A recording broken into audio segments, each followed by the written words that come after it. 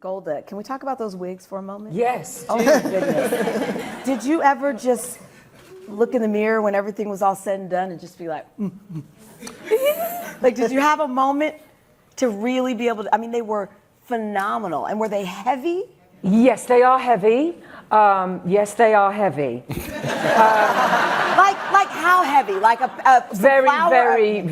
very heavy. I actually, Tom and the crew very kindly made me a neck brace. Yes. Are you serious? Yes. Yes, I'm very serious. Well, I mean, like a five. This is a very serious face. Yes.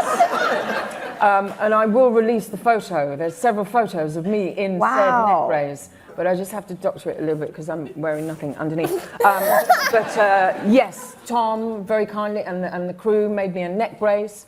So not all the time, but some of the time I did have to use it. Wow, I read that you wore 15 wigs this season. Oh. Each wig took about 10 full days to craft. Yes, a week to, So then when you weeks. put them on and when you put on the wardrobe, do you become...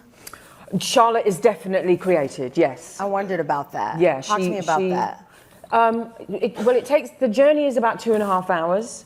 From start to finish to create her and all the stuff. And that includes like driving to set because the costume and the wig are too big to get changed in the trailer like everybody else does. So there is a point where I have to be driven to set in a van. Sometimes I have to sit on the floor of said van because the wigs are too high. And we have the pictures. Oh. Yeah, exactly. It's all very glamorous. Yes, and then I get out of said van and then into a kind of easy up tent where the costume is hanging and the wig get put on and the costume is the last thing and jewelry is the last thing to get put on. So it's a whole journey. She doesn't complain at all. And it's funny what you said when you put on, do you feel like, yeah, I got it.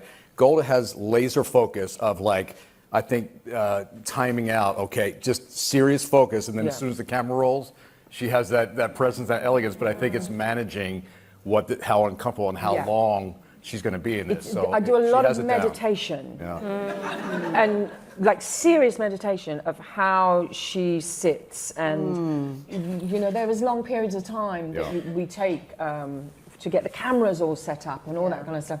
So there is a kind of peace and tranquility that one has to find to be able to sustain a day's work in all of that stuff.